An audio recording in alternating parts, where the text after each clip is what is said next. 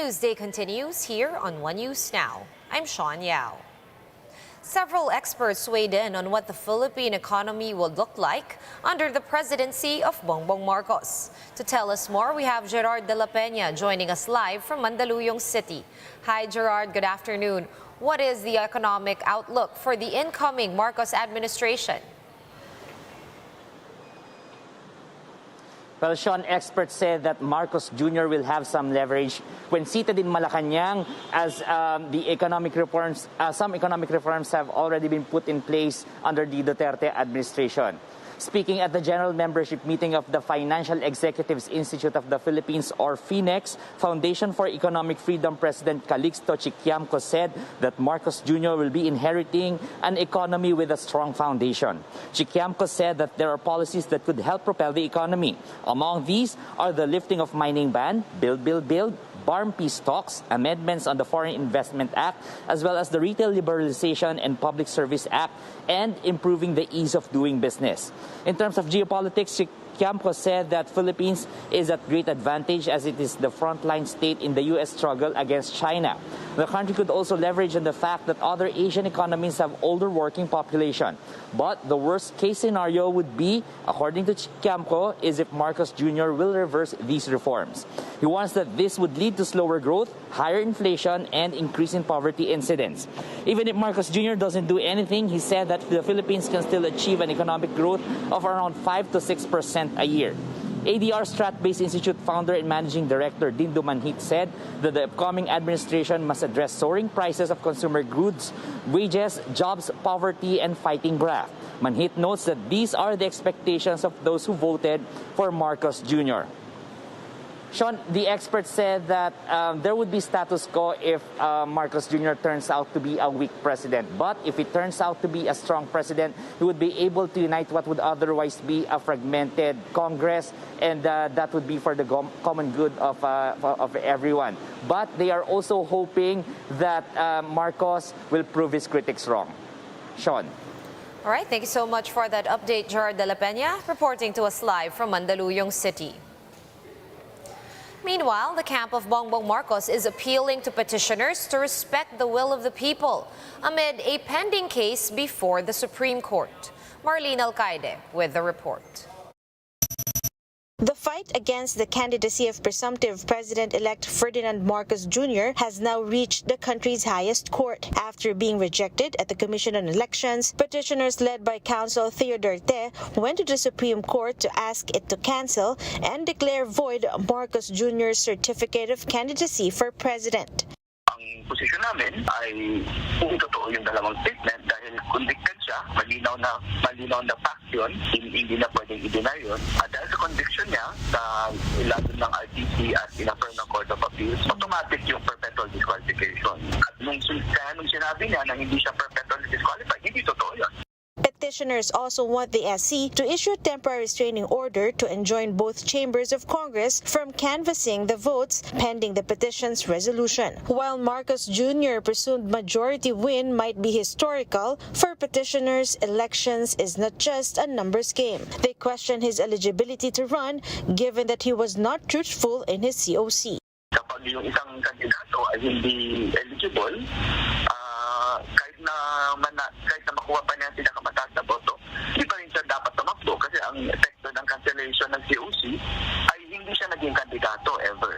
Marcos Jr.'s camp, however, said that all of these cases have already been resolved and dismissed at the COMELEC. Attorney Vic Rodriguez added that the people have spoken based on the election result. He appealed to those behind the petition to respect the will of the people and just help the next administration. I appeal to you, instead of pushing for your agenda of animosity, tulungan niyo lang na muna kami na pagtuunan at gamitin natin ang ating limitadong oras araw-araw.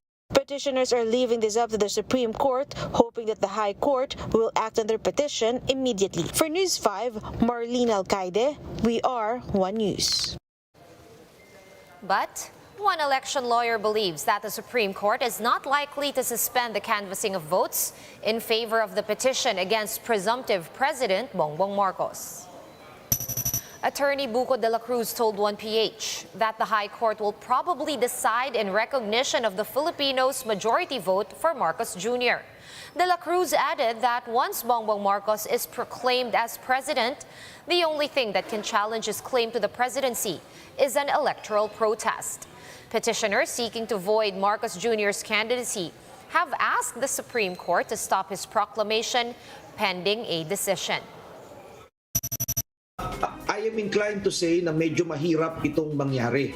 Hindi ko nakikitang magti-TRO ang Supreme Court laban sa Kongreso dahil unang-una, nasa saligang batas, no, sa Constitution ang kapangyarihan ng Kongreso na bilangin ang boto at iproklama ang nanalong presidente. And the COMELEC will be proclaiming 12 new senators at the PICC Forum tent in Pasay City today. Greg Gregorio with the details. The Commission on Elections, sitting as the National Board of Canvassers, is now set for today's proclamation of the 12 winning senatorial candidates. If the weather is fine, the senators-elect will be walking here on a red carpet. Then they will pose for a photo session before entering the proclamation venue. The proclamation will push through despite the pending special elections in Shanghai, China, and the pending transmission of more than 600,000 votes from Lanao del Sur. This has been delayed due to the awaited special elections in several barangays in the province. The Supervisory Committee of the NBOC made an official recommendation that these votes would no longer affect even the ranking of the candidates in the Magic 12. Even if we add the 685,643 registered voters of Lanao del Sur and the 1,991 registered Filipino overseas voters from Shanghai to the votes of the 13th ranked candidate, the votes for the 12th ranked candidate will no longer be overcome. Actor Robin Padilla, who will be a neophyte senator, got the most number of votes with 26.6 million. He's followed by Antique Representative Loren Legarda, who is set to have a Senate comeback. Broadcaster Rafi Tulfo is at third place, while re-electionist Senator Win Gatchalian is at fourth place. Sorsogon Governor Cheese Escudero has also secured a Senate comeback with 20.2 million votes. At sixth place is former DPWH Secretary Mark Villar, who will now have a seat in the Senate along with her mother, Senator Cynthia Villar.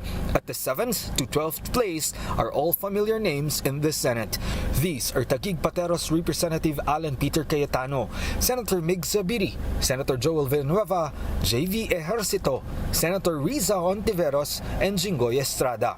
This ranking is based on canvassed 172 out of 173 certificates of canvass with 55.5 million votes or 83.11% voter turnout. The proclamation would be at 4 in the afternoon. Each senator-elect is allowed to bring 5 companions, provided that all of them are vaccinated. There will be an even tighter security in the area, as the poll body has invited President Duterte, Vice President Leni Robredo, Senate President Vicente Soto, House Speaker Lord Alan Velasco, and Chief Justice Alexander Gesmundo to the event. Perimeters po will be assisted. We will be assisted by the Armed Forces of the Philippines and the Philippine National Police. As is what we normally do and expected, should the President arrive, then the PSG will take over po right away. Meanwhile, the projected Thursday proclamation of winning party-list groups will not push through. This as the NBOC decided to wait for the certificate of canvass from Lanao del Sur, as its votes can still affect the lawful computation for at least one seat of every winning party list at the lower house. Proclamation for the winning party list groups be done only after receipt of the results from the province of Lanao del Sur. The COC from Lanao del Sur is expected to be transmitted after the special elections on May 24. For News 5, Greg Gregorio, we are One News.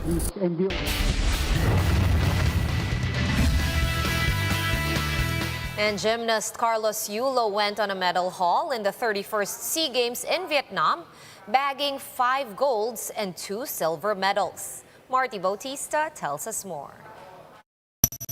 There were no lucky charms involved for the Philippines' golden boy, Carlos Yulo. Yulo's performance was almost out of this world after bagging a total of 5 gold medals and 2 silver medals at the 31st Southeast Asian Games. The impressive feat didn't only wow the country, but a few Vietnamese fans as well. But Kaloy says hard work was key to his back-to-back wins. Yung mindset po talaga kung paano ko tignan yung sarili ko araw-araw po sa practice, kung paano ko namin ni Coach Manny po i-plano yung practice ko sa araw-araw. Siyempre, sa practice po lahat nakukuha yung lumalabas sa competition eh. For the 4'11" standout, these are all just steps for his redemption tour, which is the 2024 Olympics in Paris, France. Recall that Yulo finished at 4th place back in the 2021 Olympics, something he still bears to heart to this day. Yung Olympics po talaga like nakakonekta lahat po, nakakonekta doon lahat po. Iniisip ko kung paano kung Olympics kahapon like paano kung Olympics ngayon po? Anong gagawin ko? Like, mangyayari ba yung nangyari ulit sa akin last time? Like, pinapahalagaan ko yung naging experience ko ng Olympics po kasi ayokong maulit po yung mga pagkakamali ko. Although tired, Kaloy can't rest on his laurels just yet. This as he will begin training for all his upcoming competitions once he returns to Yokohama, Japan. For News 5, Marty Bautista, We Are One News. And here's a quick look at today's other top stories. The Labor Department says that the 33 peso wage hike in Metro Manila will take effect on June 3. The agency also announced that minimum wage earners in Ilocos, Cagayan Valley, and Caraga are likewise set to receive a higher daily pay. Radio commentator and columnist Ramon Tulfo was arrested by the Manila Police District for cyber libel. He is the brother of Senator-elect Raffy Tulfo, who earlier vowed to decriminalize libel once seated in the upper house. And in sports, the Philippines secured its second gold medal in billiards after Johan Chua's win in the 31st SEA Games in Hanoi, Vietnam. Chua defeated fellow Pinoy Carlo Biado in the men's 9-ball pool singles event. For more updates, visit News 5, The Philippine Star, and Business World online. Visit our website, onenews.ph, for more in-depth analysis. You can also catch One News on the Signal Play app. Register for a free account at www.signalplay.com and stream One News live anytime, anywhere. Masks on, wash hands, and stay safe, Philippines. I am Sean Yao. We are One News.